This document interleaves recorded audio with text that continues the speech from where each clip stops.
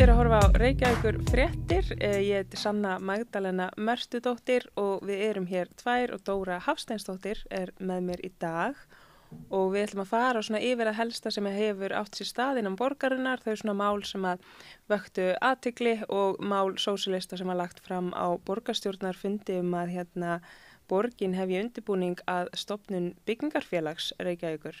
Og við ætlum svona að kafa ofan í nokkuð mál og fjalla nánar þau og við ætlum að byrja á máli sem að hefur verið til umræðu einhver tíma, kom fyrst fyrir nokkrum árum til borgarinnar og það er bygging hótels á Skúlagötu. Þetta á að vera, held ég, 16 hæða hótel eins og við sjáum á myndinni, að þá er þetta sem sagt loka svona útgáfan samkvæmt nýjustu teikningum.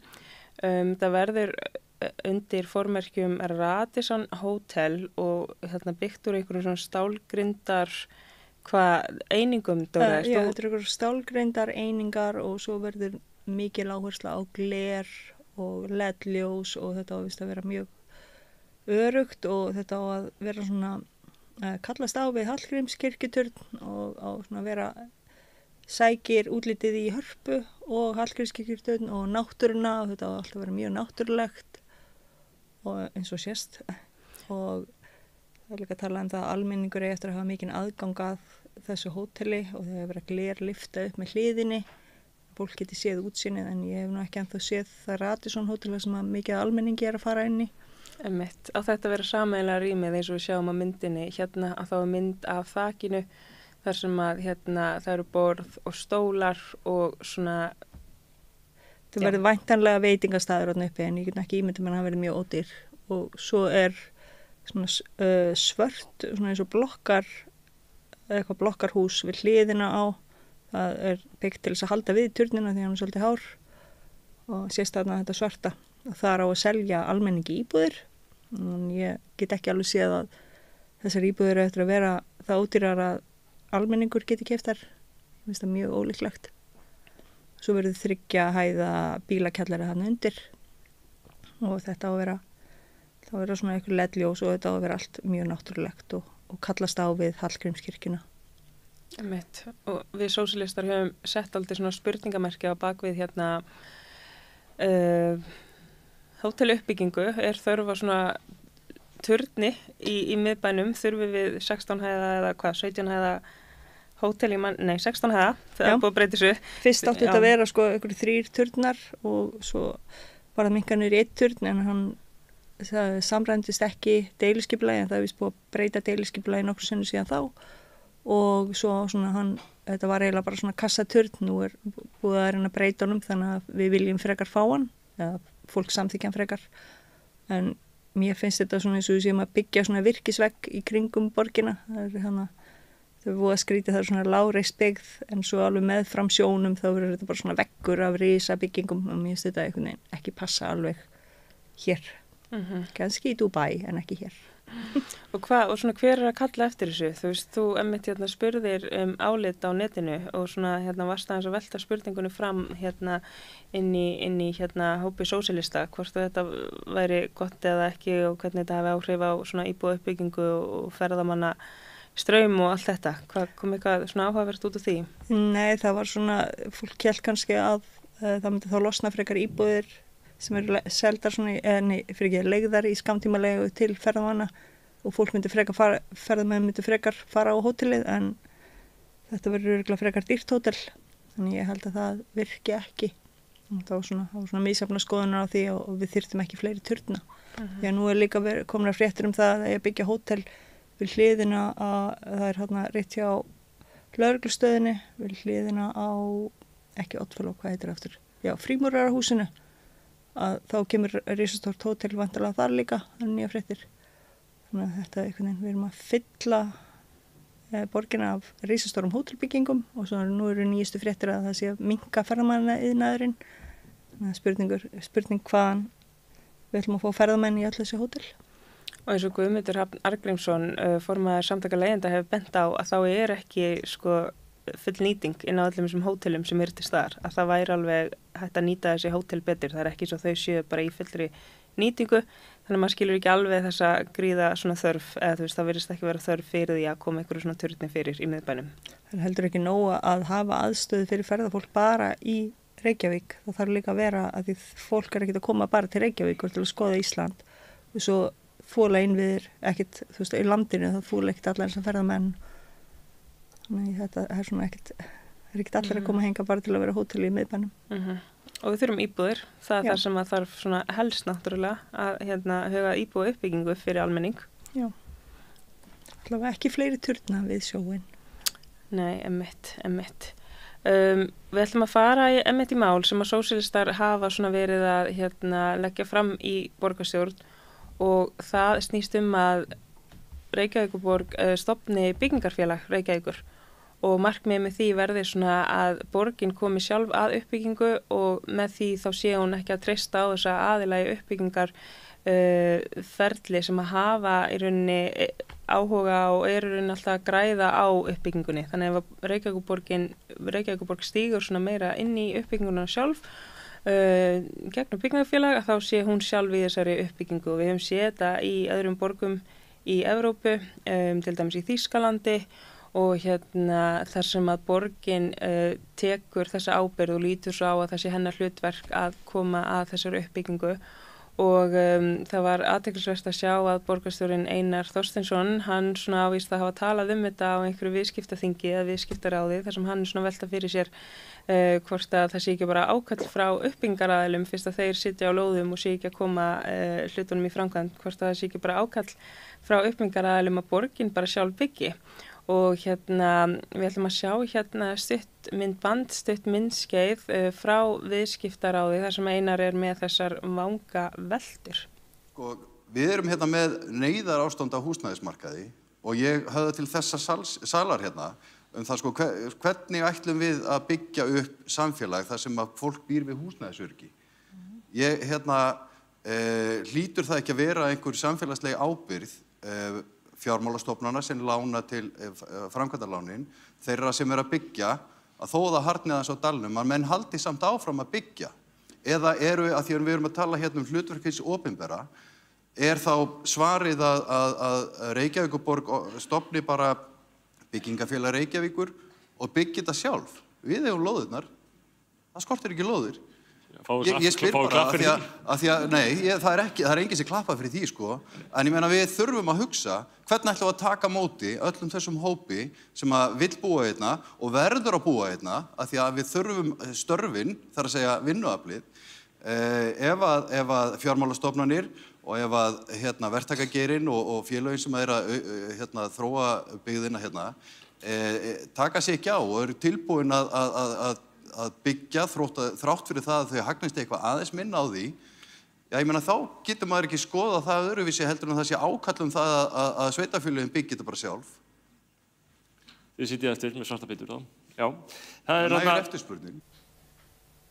Já, þarna sáum við borgarstjórann Einar Þorsteinsson vera svona alvarlega opinn gagnvart því að borgin stofni byggingarfélag eins og ég skildi orð hans og við sósíalistar við lögum fram tillögu í borgarstjórn að borgin myndi svona setja fram vinna einhverju svona útfærslu eða áætlun að því hvernig væri hægt að stofna svona byggingarfélag og að umhverfis og skipulagssviði væri falið að vinna þessa áætlun að þetta yrði bara svona plan fyrstu skref, þú veist hvað þyrfti að hafa í huga til þess að stofna svona félag og hvernig það yrði gert í reykvísku samhengi og mála okkar til stuðnings og þá náttúrulega bara var ég að fjalla stöðuna á húsnæðismarkaði og hvað hún gjörsamlega óboðleg og núverandi leiðir sem að borgin hefur farið hafa bara alls ekki verið að virka. Þannig að ljóst að við þurfum að gera eitthvað annað af því það er ekki hægt að treysta á markaðinn og við ætlum að sýna stutt myndskeiðið úr borgarstjórn þar sem ég að fjalla mikilvæg þess að borgin byggi sjálf. Aðstæður á húsnæðismarkaði eru óboðlegar. Við erum að sjá rými sem eru alls ekki hugsuð til búsetu, leigð út. Með markaðsvæðingu húsnæðis og slöku regluverki þá virðist markmiðið vera að fá sem mest út úr einni fasteign. Það er búið að hólfa niður rými og leigja út til margra aðila þar sem leigjendur þurfa að sætta sig við óviðunandi aðstæður vegna þess að það er ekkert annað til staðar á viðráðanlegu verði og inn í þessu höfum við séð húsnæði sem stenst ekki kröfur brunavarnir. Öll þurfum að hafa þak yfir höfuðið. Húsnæði grunnurinn að allri annarri velferð í okkar lífi og ef við höfum ekki þennan grunn, þetta athvarf, þá svo erfitt að byggja upp aðra hluti í lífinu. Þau sem eru án húsnæðis, án heimilis, búa við ófyrirsjáanleika, á biðlista eftir húsnæði á samt 100 annara, í kólakjallara, í iðnaðarhúsnæði, út á götu eða í tjaldi innan trjágróður. Já, þarna var stutt myndskeið úr borgarstjórn þar sem að tekið úr umræðum byggingarfélag og nauðsyn þess að Reykjavíkurborg setji komi svoleiðis félagi upp og þú veist náttúrulega bara ástandi á húsnæðismarkaði, þetta svo óboðlegt, það ekki hægt að einhvern veginn bara sitja hjá og horfa upp á. Það alltaf að koma fleiri og fleiri auglýsingar núna í einkalegufélag, það eru svona síður á netinu sem þú getur auglýst til leigu og það bara komið upp í 400.000 krónur litlar íbúður á mánuði og þetta bara svo bilað, fólk getur ekkert stað undir þessu, þú getur ekkert lifað, þetta bara fyrir ríkt fólk og ríkt fólk ekkert að leigja á almenna markaði. Þetta einhvern veginn húsnæði verður að vera grunnurinn af því að þú getur, þú veist, lifað og bara gert það sem þú þarft að gera til þess að lifa. Þannig að ég einhvern veginn skil ekki alveg hvernig fólk á að lifa á venjulegum launum og borga leigu sem hærri heldur en launin sem þú ert að fá, eins og til dæmis vorum að skoða hjá almennum leikskólastarfsmönnum sem eru kannski með 400.000 krónur í laun fyrir skatta, hvernig ætlar þá að borga leigu sem er 400.000 krónur á mánuði. Þið bara skil enga veginn hvernig það á að vera hægt. Og bara það að þegar borgarstjóri var að svara þér og tala um það að það hendaði ekki nógu vel að gera þetta núna því að það væri svo dýrt að byggja. Ég finnst það alls ekki svar sem er boðlegt. Því ástandið það alltaf bara versna og fólk þarf að eiga húsnæði og það gefur höfuð. Þetta bara grundvallar mannréttindi. Það sem var athyglisvert á sem borgarstjórnarfundi að það var eins og fulltrúi meiri hlutans væri að taka undir hvað ástandi væri slæmt á húsnæðismarkaði en svariði mitt við því var dálítið bara eitthvað, já, við erum krefjandi aðstæðum, við þurfum bara að halda áfram að þeirri braut sem við höfum verið og vonandi lægist bara allt saman einhvern veginn. Já, vonandi tekur markaðinu við og lagar þetta. En það var líka athyglisvert að þú baðst að fá umræðu þetta og varst ekki að setja neinn tímamörk. En það varði engin umræða en svo stuttu seinna þá komu umræða tjarnirnar. Jú, þær eru mikilvægar og þær eru skítugar en umræðin að nota eitthvað háfa til að hreinsa tjarnirnar voru miklu dýpri og tókum miklu fleiri þátt í þeirri umræðum hvernig háfa maður ætti að nota til að þrífa tjarnirnar heldur en mikilvægi þess að hafa þak yfir höfuðu og geta lifað. Þannig að jú, tjarnin mikilvæg en húsnæði kannski aðeins ofar á steganum. Við hvað það er hávar sem maður notar eins og það var talað við þyrftum að hafa svona langa háfa eins og nota til að veiða síli og svona þannig að við getum teygt okkur út í tjarnirnar til að taka ruslið upp. Þetta varð alveg ágætis umræða. Þannig að rétt á eftir að umræðan húsnæðið var alveg drepið niður. Og ég finnst þetta sína svolítið svona forgangsröðunina hvað hún brengluð og hvernig meiri hlutin svolítið úr tengslum held ég við hvað í gangi í þjóðfélaginu því miður. Við sósíalistar vildum fá umræði eins og segir þetta og ég held að Einar borgarstjóri hafi verið svo eini sem að kom upp og reyndar einn fulltrúi sjálfstæðisflokknum kom svona aðeins upp og var í rauninni bara að svara eða spyrja Einar að einhverjum spurningum. Já, það varði engin umræða, þetta bara dó út. Og við ætlum að sjá brot úr borgarstjórn úr þessari umræðu þar sem að Einar Þorsteinsson svona að svara tillögu sósíalista byggingarfélag. Ég verð samt að segja bara alveg í hreinskilni að það sem ég sagði á viðskiptaþingi og borgarfulltrúin vísar í að ég bara stend við það. Ég hef miklar áhyggjur af því að hinn frjálsi markaður geti ekki tryggt húsnæðisöryggi og stöðugleika á húsnæðismarkaði. Já, þarna var Einar rauninni að taka undir að markaðurinn væri ekki að fara að sjá þessa þörf að byggja húsnæði en að samt væri ekki hægt að samþykkja að skoða þessa tillögu sósíalista byggingarfélag. Þetta voru svona hljóðumynd fór ekki alveg saman, hann var svona að taka undir það sem við vorum að segja að ástandið væri óboðlegt en á sama tíma var hann ekki til í byggingarfélag þó hann virðist það að vera opinn fyrir því hérna á viðskiptaþinginu. Já, við vorum einmitt búin að skoða aðra borgir eins og til dæmis í Þýskalandi og þar einmitt alveg uppbygging, það sem að borgir byggja sjálfar og það var svolítið gaman að sjá svona hvernig forgangsröðinu var þar, það svona byrjaði á því að aðtúa þessi samgöngur inn í hverfi áður en að þau leiðuðu byggjast upp, ekki hérna, það eru byggjast að hverfi og svo engar samgöngur, þannig en það var alltaf, og við skoðum líka munin á leiguverði á almennu markaði þar og hjá þess félagunum sem það sem að borgin byggir. Það er alveg stór munur á leigu og þetta var einmitt sko ástæðan fyrir að þessi félög voru sett upp var að til þess að auka, þú veist, að fleiri hópar geti búið inn á borgarna, ekki bara ríkt fólk að því að suma borgir eru svo dýrar þar. Þannig að það er svona einhvern veginn sem að við ættum líka kannski aðeins að skoða hér að við getum öll búið hérna sama hvaða laun eru með. Það er líka fólki sem að þrífur á hótelunum og þrýfur leikskólana og vinnur á leikskólum þarf líka að geta búið hérna, ekki bara fólki sem er að vinna í borgarstjórn. Og miðbærinn er kannski ágætt dæmi þetta, hvernig miðbærinn hefur breyst á síðustu áratugum. Já. Var hérna meira svona fjölskyldufólk sem var þar og nú getur ekkert verið að leigja þarna með stóru fjölskyldu á einhverjum hérna lágum launum. Það er mjög erfitt, en hérna Emmitt, þetta var hérna svona mjög sérstakt að taka þátt í umræðu sem bara svona fer ekki mjög djúpt og fyrir þau sem eru að fylgjast með þá er borgarstjórnar fundur þar sem allir 23 borgarfulltrúar taka sæti og svona geta tekið þátt í umræðum og það er svona mjög leiðilegt þegar maður óskar eftir umræðum eitthvað og það kemur einungis upp einn fulltrúi frá meirihlutanum, segir eitthvað smá og er svona leitast við að umræðan verði ekki lönga ítalega eða eitthvað svoleiðis. Það er svona dálítið krefjandi að sitja undir á þannig fundum. Það er líka að finna upptöku af öllum þessum borgarstjórnarfundum á netinu, bæði á YouTube og við borgarinnar. Ef að fólk hefur ekkert að gera, þá getur það að sest niður og horta á hvað er að gerast, hvað fólki sem er að stjórna borginni hugsar og hvernig það talar. Það er athyglisvert. Inn á reykjavík.is hægt að finna umræðnar í heild sinni. Og það var einmitt líka á þessum sama fundi var umræða leikskólamál og þetta var rætt út frá ýmsum hliðum. Við sósíalistar lögðum áherslu á starfsaðstæður að þyrfti að bæta þetta starfsaðstæður á leikskólum fyrir starfsfólk og fyrir börn. Þá er ýmislegt sem hefur verið nefnt eins og fermetrafjöldi og rými til þess að sinna starfinu nægilega vel.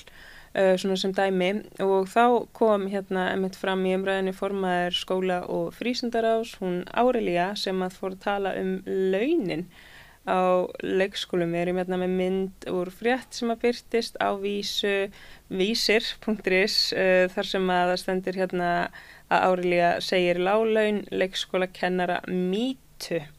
Og að hún var þarna að bera þetta saman við laun lögfræðinga borgarinnar og svona var að draga upp mynd af því að launin væri bara hérna frekar góð. En svo þegar þetta er skoða nánar þá skilst mér að þetta sé ekki hérna á rökum reist þar sem það er verið að taka inn í þessa launatölu alls konar upphæðir sem sagt styrkja eins og samgöngustyrks og heilsustyrks sem að stendur starfsfólki til borgarinnar og að sé verið að setja það þarna inn í þessa tölu sem að skekkir myndina því að styrkir sem þú getur sótt eru vissulega ekki laun. Og líka það hún talar leikskólakennara, það er bara smá hluti af fólki sem vinnur í leikskólinn sem er menntað sem leikskólakennarar en almennt starfsfólk þar það er með mun lægri laun og það er rúmlega 400.000 krónur á mánuði og 433.000 kom í frétt í Vísi og fá útborgað 267.000 krónur á mánuði en það er ekkert eins og einhver lögfræðingar sko. Leiðbeinendur, ófaglærðir, svo fer það náttúrulega eftir lengt hvað hefur unni lengi á leikskólanum en þetta eru þarna ekki háar fjárhæðir. Alls ekki og þarna eru líka samgöngustyrkur inn í þetta mis og þú þarft að geta nota samgönguna til þess að fá þennan styrk, þú mátt ekki þurfa að koma á bíl eða neitt. Sem hendar ekki öllum. Og svo, sko, að því ég lasi mitt hérna athugasemdirnar undir þessari vísisfrétt, þar sem einhver var að tjá sig og svona að segja, sko, býtu, af hverju tekur fjölmiðlinn þátt í þessu, þessar tölur eru rangar, þú veist, af hverju hérna það sé verið að viðhalda í rauninni þessu sem að einhver borgarfulltrúi segir sem er ekki satt.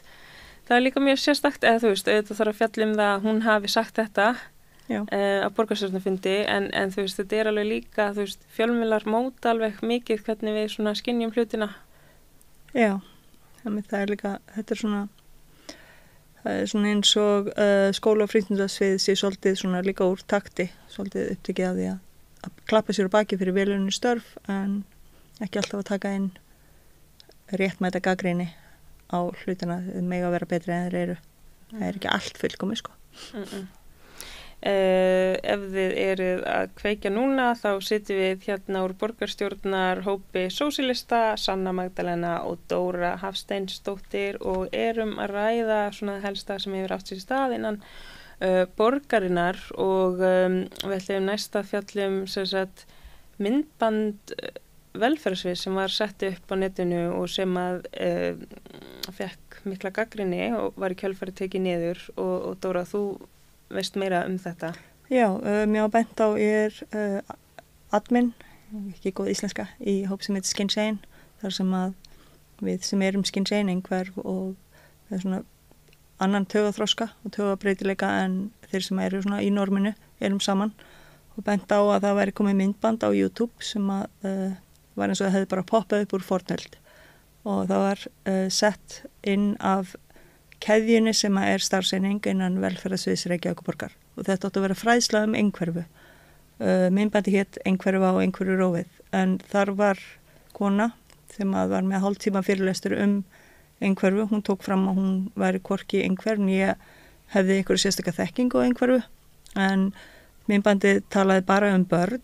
Það talaði að við værum með einhverfu en við erum ekki með einhverfu, við skiljum hann aldrei eftir eitthvað staðar. Það er almenn sátt innan samfélagi einhverju að tala að við erum einhverf. Í öðru lagi þá var talað að, það var bara talað börn. Það væri ekki talað það að einhvert fólk yksu úr grasi og í þriðja lagi þá var í myndbandið engan veginn, það var ekki gert í samvinnu við einhvert fólk og svo var fjallað að þú veist það við tölum það sem við erum fötluð að það á ekki að tala okkur nema þú veist, ekkert okkur án okkar. Þetta var alls ekki þannig og það var mikið talað það hvort að einhverju getur tjáð sig og við tjáum okkur all, talmál er ekkert allt, þú veist, við tjáum og þú getur sýnt einhvernum puttan og þú ert að tjá þig. Hegðun er tjáning og þetta er svona, þetta sýndir rosalega fram á, það heiti double empathy, það er sko að það er búið að sína fram það að einhvert fólk skilur betur annað einhvert fólk og óeinhvert fólk skilur betur óeinhvert fólk og svo er svona gjá þarna á milli að því ef þú skilur ekki fólk, hvernig fólk er þá áttu að vera með að setja það í spor þeirra og þetta svona sýndi mikið fram á það að þessa gjá og það var ekkert verið að reyna að skilja og það var mikið talað röskun, við erum ekki röskuð, röskun er neikvætt orð það því það sé galli, það gerst eitthvað. Við erum bara með ólíkan taugaþroska og taugabreitileika og að tala að við séum röskuð, það er að ýta undir jaðarsetningu og að við séum svona óæðri eða þú veist, einhver hópur sem er svona utan við, það er ekki inngildandi talmál eða þú veist, Reykjavíkurborg og velferðarsvið á að vera með inngildingu að leiðarljósi. Þetta er svona jaðarsetning, ekki inngilding. Hvað er inngilding fyrir þau sem eru kannski að heyra þetta orð? Svona, já, inngilding, sko, það var talað á tímabili til dæmis skóla án aðgreiningar. Það er svona að það eiga allir rétt á að vera með skilu þá og taka tillit til allra, við erum ekki allir eins. En inngilding er svona skref yfir það, þú veist, án aðgreiningar er umverulega þú samt aðeins, en inngildandi er bara að þú átt að vera með, þú er sama rétt og þú átt að geta tekið þátt í öllu og þú átt að vera samþyktur fyrir það sem þú ert. Gera ráð fyrir svona bara því að við erum fjölbreytt og þannig að allt í samfélaginu þurfum við bara að gera ráð fyrir því að mæta svona fjölbreyttum. Það er svona eins og þú byggir hús og þá gerur ráð fyrir rampi leið. Þú byggir ekki bara stiga og svo bara, ég þarf að bæta við rampi, skilur þau. Það er einfalt mál, þú fær bara gleru og þú sér það illa. Þetta er bara svona, ég myndi að ef að enginn væri með gleru, hvað þetta væri eitthvað svona þú veist, og nei, þú getur ekki fengið að vera með gleru hérna inni og þetta svona, þessi röskun lítur eiginlega á það að við séum gölluð óeinhverf, en við erum bara einhverf og við erum ekkert gölluð og ég mitt sko, mér finnst þetta þessi röskun vera svona, þessi taugaröskun eins og svona froskarass, mér finnst það svolítið svona lýsandi, ég sé bara með eitthvað froskarass og já, þetta er svona læknisfræðileg sýn á fötlun eða einhverfu sem er svona gengur alveg út frá því að það þarf að laga þetta og þetta sé galli, en svo á móti svona félagsfræðileg sýn sem að velferðarsviðið ætti að vinna eftir því það að við erum sko fötluð af samfélaginu, samfélagið gerir ekki ráð fyrir okkur og það þarf að laga, ekki það þarf að laga okkur svo við pössum betur inn í boxið og myndbandi talaði líka mun á einhverju hjá stelpu og strákum sem er algjört bull, það eru til dæmis, það skiptir ekki máli hvaða kyn þú ert upp á það hvort þú sért einhverjur eða ekki fyrir það að stór hluti einhverjur passar ekki inn í þessi fyrirfram ákveðinu kynjaboks ekki frekar en önnur boks og það er þá bara hvernig samfélagi lítur á fólk og hvernig þú ert alin upp ef þú ert alin til að vera stelpa og svona sem að hefur þá áhrif á hvernig þú lítur á hvernig einhverjan er og en við skrifuðum opið bréf sem eru þá bara hópur fólk sem að tók sér saman Já. Og gagnrýndi bentum á gallana á þessu og við birtum það á Vísi og við fengum mjög góð undirtektir, við fengum svar frá velferðarsviði, frá keðjunni, framkvæmdastjóranum þar sem var harmað að það var ekki samvinna við einhverju samtökin og hagsmunaaðila og þetta væri gamalt myndband, ég skilur þetta ekki alveg hvernig þetta datti og sett út, þetta áttu víst að vera meða við foreldra einhverja barna en þetta gekk allt út á einhvern veginn að laga og ég ætla rétt að vona að það sé ekki þú veist hvernig þið líta át í dag og var á heimasíðu Reykjavíkurborgar fyrir bara þar sem að allir gátu sé þetta Já, og bara á YouTube undir keðjan velferðarsvið og við fengum allavega það lofur að þetta myndi ekki gerast aftur, það er þau samvinna með okkur og að þetta taka þetta til skoðuna sem er mjög gott en mér finnst samt skrítið að þetta skuli hafa þurft þetta til því að ég var nú alveg búin að kommenta undir þetta á YouTube og fleiri aðrir og það var ekkert gert í því fyrir að við settum opið bréf á Vísi en við bara batnandi fólki er best að lifa Það er einmitt jákvætt að þú veist það hefur verið hlusta á gagnrýnisraddir en á sama tíma er þetta eins og með svo margt annað hjá borginni að það þarf alltaf einhverja gagnrýni, það þarf alltaf, þú veist, mikla gagnrýni til þess að það verði hlustað. Og maður spyr sig af hverju ætti þetta fara svona langt til þess að byrja með. Þú veist, af hverju á almenningur að þurfa einhvern veginn að leggja mikið á sig til þess að bara stjórnvöld geri hið eðlilega. Þú veist, vinni emmitt eftir slagorðinu ekkert okkar án okkar, þú veist, heyri í fólkinu með actually reynslu af málunum frekar en þessi tekur fram sem er ekki, tekur ekki tillit til þeirra reynslu. Þetta er líka bara svona hjá ríkinu eins og greiningarstöð. Ég held að heiti núna bara, þetta hétir Ráðgjafar og greiningarstöð ríkisins, nú heitir þetta bara greiningarstöðin eða eitthvað og þar er einmitt þakka niður í öllum röddum einhverja af því að við erum að reyna að tjá okkur það, það er sko fyrir að kenna einhverjur og raskanir og bla bla bla og þetta er allt fagfólk, það er ekki neinu samræðu við einhverfa ef að við viljum, þú veist, við þurfum að borga, ég veit ekki hvað mikið til að fara á námskeið hjá þeim, ef við viljum fá að heyra hvað við erum gölluð og það er bara einhvern veginn, við erum bara blokkuð út frá því að kommenta hjá þeim eða þá það bara loka fyrir komment og þetta er svona einhvern veginn að virðast vera endalaus barátta að þurfa að vera einhver svona baráttum að fyrir sjálfan sig þannig að röddin heyrist sem að getur verið mjög lýjandi og ætti einhvern veginn að vera bara eðlilegt að manneskja sem að fæðist einhver hlýtur að hafa svona allavega pínulítið betri sín á hvað einhverja mögulega er heldur en einhver sem að læra það í háskóla. Þetta er svona virðist vera endalaus barátta. En þú nefnir hennan hóp Skynsegin. Já. Er kraftur í því að vera svona að standa saman að berjast fyrir einhverju? Er það auðveldra heldur en að vera svona út í sínu horni og senda ábendingapóst á vef borgarinnar? Það er ótrúlega frelsandi. Við vorum sko fyrst, það var fyrst bara svona foreldrahópur á netinu og við svona vorum svona nokkur hérna inni eitthvað að reyna að tjá okkur og skotið niður leið. Svo stofnuðum við annan hóp sem við leyfðum sko foreldrum að vera með en manni líður stundum svona eins og maður sé eitthvað dýr, þú veist, í dýragarði því að þú veist, það er svona foreldrarnir að horfa, já, það er nú gaman og hvað þú duglega geta gert þetta og svona, Þannig að við ákvaðum að stofna bara hóp sjálf þar sem að þú veist, kemst ekki inn þú sért skynsegin og þetta bara einhvern veginn þannig getum við að tala saman bara og það sér, þú veist, maður segir bara já, þú veist, ég hef reynsla þessu og þá koma svo margir og alveg já, einmitt ég líka, þannig að maður einhvern veginn ekki einn og maður búin að finna sitt samfélag og það svona mjög gott að vita að maður ekki bara algjör geimvera, sko. Styrkur í fjöldanum. Já. Einmitt. Og svo gaman að sjá að þeir eru byrjað að nota stundum skynsegin í fjölmiðlum og svona, þar fara maður alltaf svona pínu svona hí. Þannig að það alveg rosa fínt, sko. Já.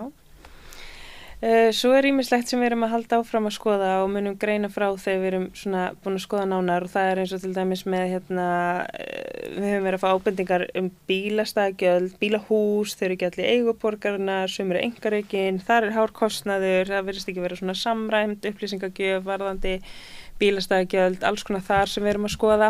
Já, ég stóði þeirri meiningu að sakla sig að Reykjavíkurborg ræki öll bílastæðahús.